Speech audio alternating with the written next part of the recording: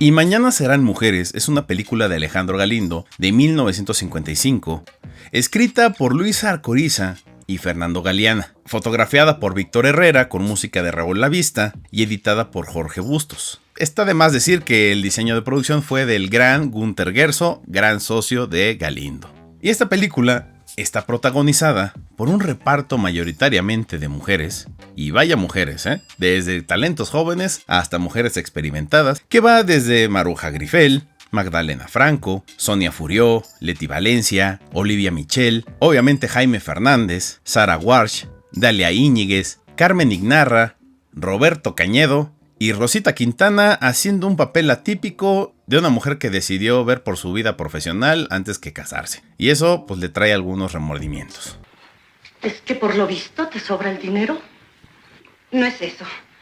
Es que no tengo vocación de dama de compañía todavía. De todas maneras le agradezco su buena intención. Imaginemos que estamos en 1954 y entramos a una producción donde la mayor parte del elenco son mujeres. La historia habla de un grupo de mujeres. Claro, tienes un director de fotografía y unos guionistas, hombres, pero realmente es una historia que habla sobre mujeres, lo que sienten, lo que piensan, y es bastante interesante que para ese tiempo se tomara este reto, porque básicamente en ese entonces el cine dominado por hombres hablaba de mujeres, pero siempre había una figura masculina que era como quien le ayudaba a redimirse. O era una figura que, como lo hacía el Indio Fernández, eran mártires. Aquí Alejandro Galindo, mostrando siempre su talante progresista, nos está diciendo, vamos a contar historias de mujeres, protagonizadas por mujeres, con lo que tenemos. Es decir, todos los que jalamos los fierros. Y la verdad es que les da un espacio precisamente para lucir y comprender un poquito, para la época, cuáles son las problemáticas y las emociones que sienten las mujeres en su proceso de madurez. Y esto es muy importante porque en los años 50 la sociedad seguía siendo muy conservadora.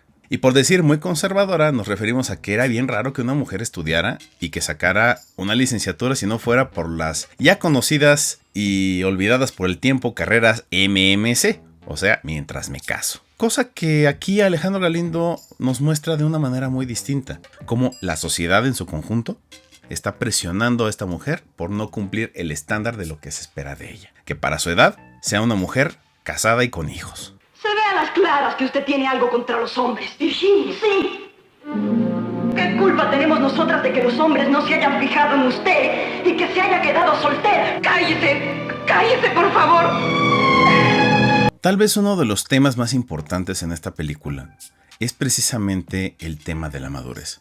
Y es interesante ver que esta película nos está narrando la perspectiva de un grupo de mujeres jóvenes y una mujer ya con bastante experiencia, entender su proceso de maduración. Son chicas adolescentes que están en su despertar sexual, que están tratando de entender el mundo de otra forma. Y sí, cuando tienes entre 12 y 16 años, lo que habla por ti es la hormona. Recordémoslo todos nosotros. No importa qué tan progreseas, si te alborotaban la hormona, ese era tu tema.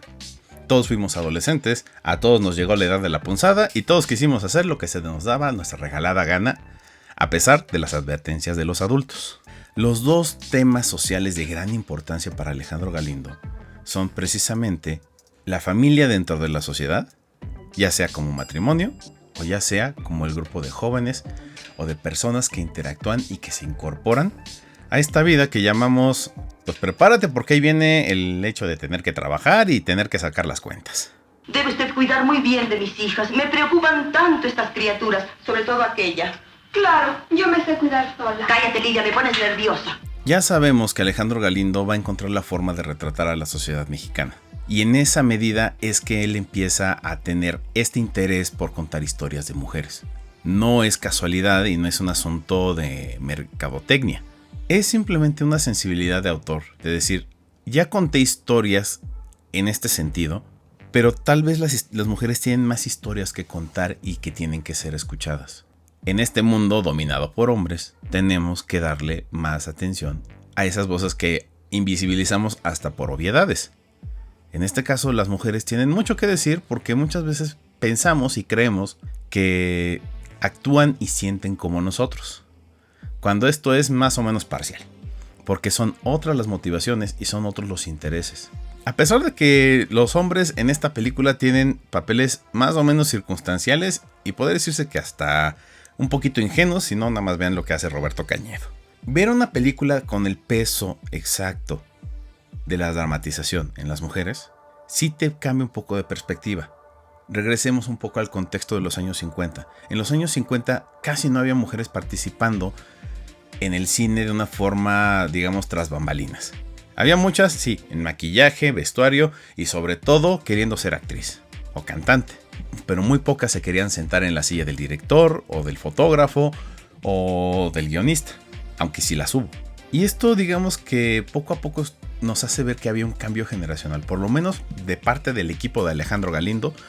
Había una idea de que los tiempos tenían que cambiar y que los tiempos tenían que ir viendo hacia el futuro de otra manera, tratando de entender que las mujeres tenían que tener un protagonismo mucho más activo y menos pasivo. Pero siéntate, querida, siéntate. Gracias. ¿Qué piensas hacer durante las vacaciones? No sé, acabar mi tesis de antropología. Tal vez no hablamos mucho de los recursos narrativos de Alejandro Galindo al hacer cine, porque él es muy efectista.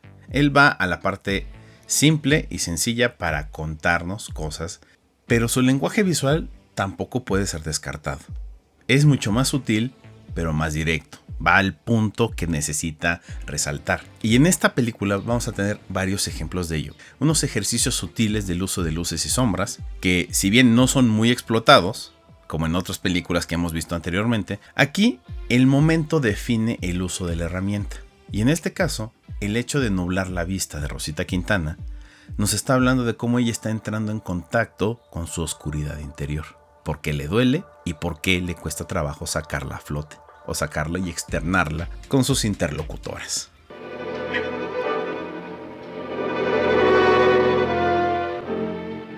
No. Eso no.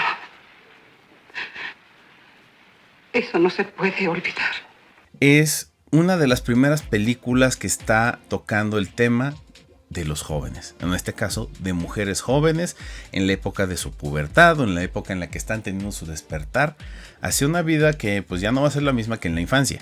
Y esto trae muchos temas a debate que se tienen que entender, desde cómo abordar la sexualidad, el del afecto, el rechazo. Por eso tenemos aquí una de las escenas más importantes que hablan acerca de la responsabilidad paterna, sobre todo en esta etapa de la vida, porque si nadie te habla de estos temas en su momento a buena edad, vas a encontrar tu forma a tu manera y puede que metas las cuatro patitas sin saber cómo reaccionar ante los actos que cometes. Y esto es algo universal, no importa si eran los años 40, los años 20 o el año 2023. Esto hace que Alejandro Galindo sea muy contemporáneo a la vez, muy humanista y bastante progresista. ¿Por qué no dejan esos tecanastas y esas fiestas de beneficencia que solo satisfacen la vanidad? ¿Por qué aceptan que una extraña como yo sepa y comparta más los problemas de sus hijas que ustedes mismas? Pero es muy curioso la forma en la que tenemos que estar descubriendo estas películas, porque pareciera que tiene que llegar alguien del extranjero a descubrir a Alejandro Galindo para poder revalorarlo y poder sentir que tiene un peso importante en nuestra narrativa. Existen N cantidad de películas que hablan sobre la sexualidad de las mujeres o que hablan sobre este despertar a una vida diferente. Y es muy interesante cómo Alejandro Galindo, 50 años antes, ya estaba queriendo tocar de estos temas. No estamos diciendo que es el primero y que es la vanguardia de todo el mundo, pero es curioso ver que tenemos que estarnos remitiendo a alguien hace 50 años, porque en la actualidad realmente los ejercicios audiovisuales que se hacen para tocar estos temas pues son bastante mediocres a lo pretencioso. Y es importante entender que si ya desde antes se hablaba de esto, con todo el contexto de lo que era vivir en los años 50, pues realmente no es tan complicado en esta actualidad tan compleja, tan diversa y tan plural, y que se tenga que seguir hablando de la importancia de escuchar a las voces jóvenes, su contexto y sus preocupaciones.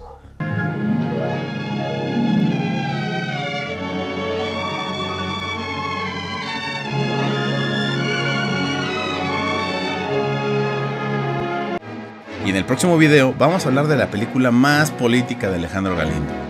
Y no habla de políticos.